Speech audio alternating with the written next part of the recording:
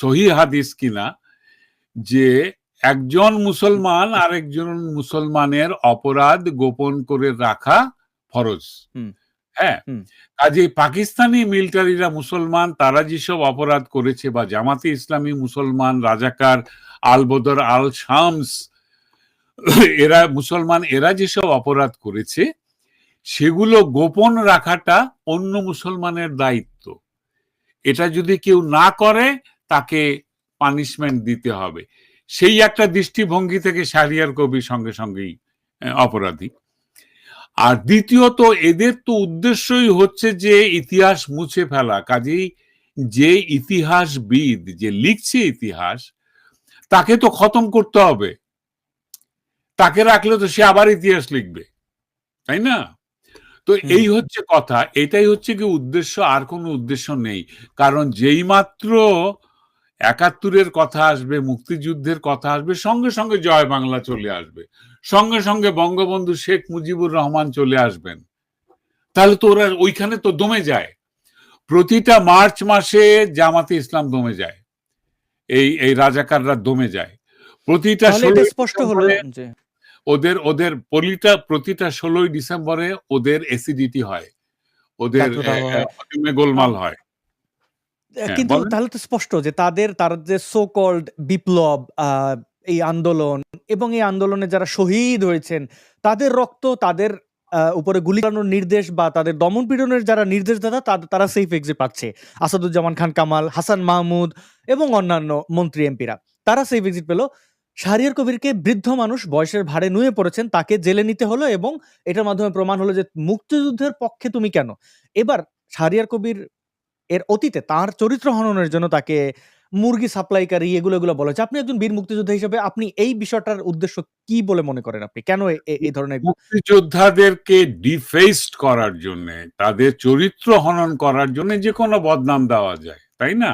আজকে আমি আপনার শোতে কথা বলছি, মুক্তিযুদ্ধের পক্ষে কথা বলছি। আমাকে এখানে, আমি যে শহরে থাকি সেই শহরে ফেসবুকের মাধ্যমে এইসব পোস্টের কারণে আমাকে বলা হয়েছে ভুয়া মুক্তিযোদ্ধা। হ্যাঁ, এখন আমার কথা হচ্ছে যে হ্যাঁ, মুক্তিযোদ্ধারা সম্মানিত, এবং সম্ভবত আওয়ামী সরকারের আমলেই তাদেরকে কিছু আর্থিক অনুদান বা ভাতা টাতা দেওয়া হচ্ছে। এই সুবিধাটুকু নেয়ার জন্যে অনেক লোক, অনেক ভণ্ড, বদমাইশ, বাটপার এই নিজেদেরকে মুক্তিযোদ্ধা পরিচয় দিয়ে ঢুকে পড়েছে এই লিস্টের মধ্যে। আমার কথা হলো, আসাদ, প্রথম কথা, যুদ্ধে যখন আমরা অংশগ্রহণ করতে গিয়েছি, প্রথম কথায় দেখেছে হাইট, তারপরে বয়স কত? আমার তখন 17 ছিল। 17 নেওয়ার কথা না। আমি বলেছি আমি কলেজে পড়ি, আমি কিন্তু তখন মেট্রিক পরীক্ষার্থী, আমি চিটাগং কলেজে পড়ি। আমার বন্ধু আমাকে পাশ থেকে শিখিয়ে দিচ্ছে কানে কানে, এই বলবি তুই কলেজে পড়িস, নাহলে তোকে নিবে না। কিন্তু কারণ কম বয়সী যারা আবেগের বশে চলে গিয়েছিল তাদেরকে ফেরত পাঠানো হয়েছিল, অথবা তাদেরকে হয়তো অন্য কোনো কাজে, গৃহস্থালী কাজে লাগানো হয়েছিল।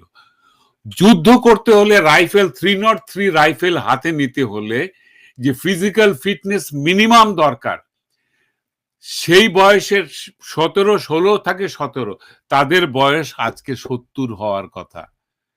কম বয়সে যদি হয়, একটা চড় দিয়ে অথবা কান মোলে তাকে বের করে দেওয়া উচিত। কেউ যদি বলে যে আমি গ্রেনেড ক্যারি করেছিলাম, কতগুলো ভণ্ড আছে জানেন?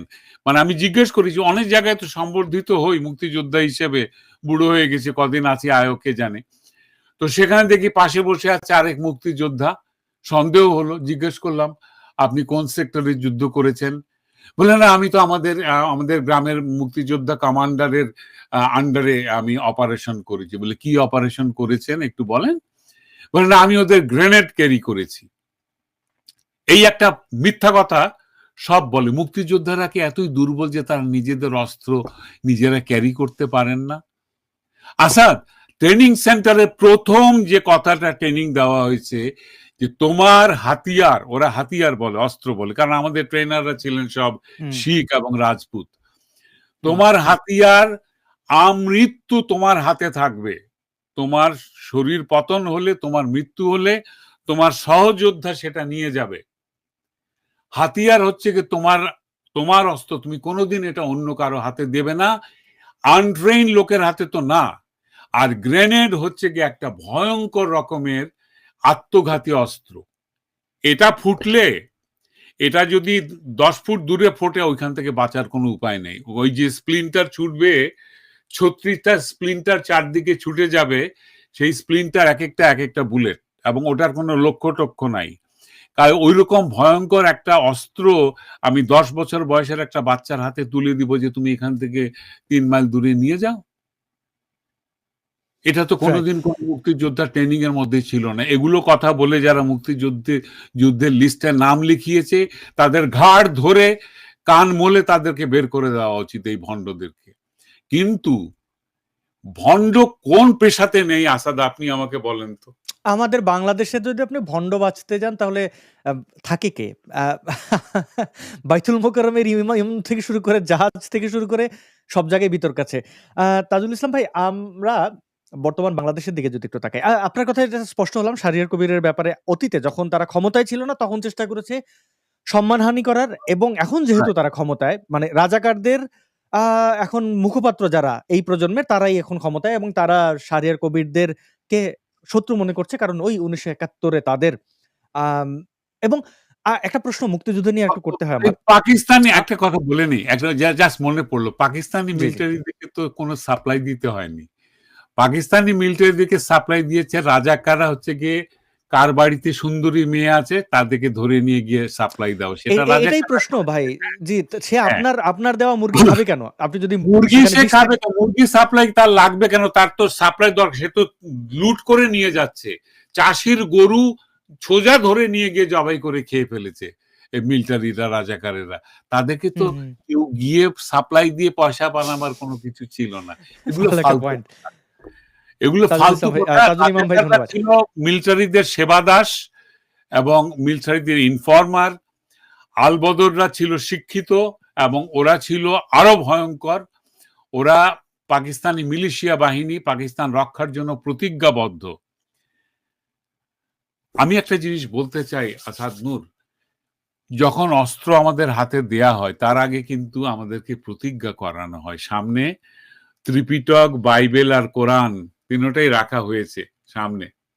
আমরা সন্ধ্যার অন্ধকারে হাত তুলে সেখানে প্রতিজ্ঞা করেছি যে যতদিন দেহে প্রাণ থাকবে বাংলাদেশের সপক্ষে আমরা লড়াই করে যাব, বাংলাদেশের স্বাধীনতার জন্য লড়াই করে যাব। এই প্রতিজ্ঞার তো আমি মানে ভাঙিনি কখনো, প্রতিজ্ঞা ভঙ্গ হয়নি আমাকে দিয়ে, কোনো মুক্তিযোদ্ধাই করেননি। রেয়ার দুই একটা এক্সাম্পল থাকলেও থাকতে পারে, আমি সেটা ধর্তব্য মনে করি না। কিন্তু আজকে তো আবার সেই স্বাধীনতাই বিপন্ন। আমার প্রতিজ্ঞা থেকে কি আমি রেহাই পেয়েছি? আমার প্রতিজ্ঞা তো আমাকে রাখতে হবে। আমি বাংলাদেশের মুক্তিযোদ্ধাদের বলছি, আমি জানি আপনাদের বয়স 70 থেকে 80, 82, যদি হায়াত থাকে তাহলে হয়তো আরেকটু বেশি, আপনারা হয়তো পারবেন না আর ফিজিক্যালি যুদ্ধ করতে, কিন্তু এইটুকু তো পারবেন, মুক্তিযুদ্ধের কথাটা মনে করিয়ে দিতে পারবেন মানুষকে যে কি ঘটেছিল 71-এ, কতখানি ত্যাগ ঘটেছিল। আসাদ, আমি একটা ছোট্ট ঘটনা বলি। নিশ্চয়ই। আমি হয়তো একটু বেশি কথা বলছি, বাট আমাকে বলতে দেন, এই বুড়ো মানুষটার আর বেশি সময় নেই কথা বলার। হ্যাঁ, একটু বলতে দেন। নিশ্চয়ই। অনেকেই প্রশ্ন তোলে যে 30 লক্ষ কোত্থেকে মরলো, 30 লক্ষ মরলে তো প্রতিদিন এত এত এত এত মরতে হয়, অমুক তমুক। হ্যাঁ, 30 লক্ষ বাজে কথা, 3 লাখ মরেছে হয়তো, বা 3,000 মরেছে। হ্যাঁ, আপনারা ভুলে যাচ্ছেন 1 কোটি মানুষ, নিরন্ন মানুষ আশ্রয় নিয়েছিল ভারতে। সেই ভারতের মাটিতে প্রবাসী সরকার তৈরি হয়েছিল, মুক্তিযোদ্ধা সংগঠিত হয়েছিল, ট্রেনিং হয়েছিল, অস্ত্র হয়েছিল, কিন্তু যারা সাধারণ শরণার্থী ছিলেন তাদের একটা ঘটনা ব্রিটিশ সাংবাদিক জন স্যারের একটা লেখা থেকে আমি উদ্ধৃতি করছি, যা সংক্ষেপে বলছি। উনি একটা মুক্তিযুদ্ধদের ওই যে শরণার্থী শিবির দেখে বেড়াচ্ছিলেন, তো এত মানুষের কনসেন্ট্রেশনের কারণে শরণার্থী শিবিরে কিন্তু কলেরা দেখা দিয়েছিল, খুবই স্বাভাবিকভাবে। কলেরা যখন শুরু হয় আসা, তখনও কিন্তু এই যে বাংলাদেশের যে নিজস্ব আবিষ্কার ওর স্যালাইন তখনও কিন্তু আবিষ্কার হয় নাই। হ্যাঁ, তো ওই তখন একমাত্র উপায় ছিল ইন্টারভেনাস স্যালাইন তখন দেওয়ার, মানে খেতেই পাচ্ছে না, স্যালাইন পাবে কোথায়? এই শরণার্থী শিবির উজাড় হয়ে যাচ্ছিল কলেরায়, ট্রাকে উঠে পালাচ্ছিল একদল মানুষ, তার মধ্য থেকে একটা ছোট্ট শিশু 2-3 মাস বয়স হবে, নবজাতকই বলা যায়, ওই কলেরাতে মারা গেছে বাচ্চাটা। মাটা তাকে শাড়ি দিয়ে পেঁচিয়েছে, সেই ট্রাক স্লো ডাউন করেনি, সেই ট্রাক থেকে ছুঁড়ে ফেলা হয়েছে সেই বাচ্চাটাকে ধান ক্ষেতের মাঝখানে। সেই ধান ক্ষেতে আরো অনেক লাশ পড়ে আছে, সেখানে শত শত শকুন। জন স্যার যখন বাচ্চাটাকে শাড়ি পেঁচানো অবস্থায় দেখেছেন সেই ধান ক্ষেতের মাঝখানে, বাচ্চাটাকে শকুন খুঁড়ে খাচ্ছিল,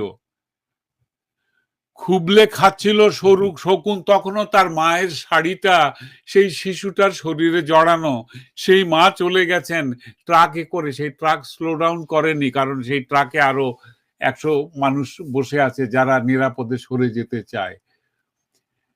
1 কোটি শরণার্থীদের মধ্যে কমপক্ষে 12.5 লক্ষ মানুষ মারা গেছেন, যেটার হিসাব আছে ভারতীয় সরকারের কাছে, যারা বিনা চিকিৎসায় মহামারীতে আহত হয়ে মারা গেছেন।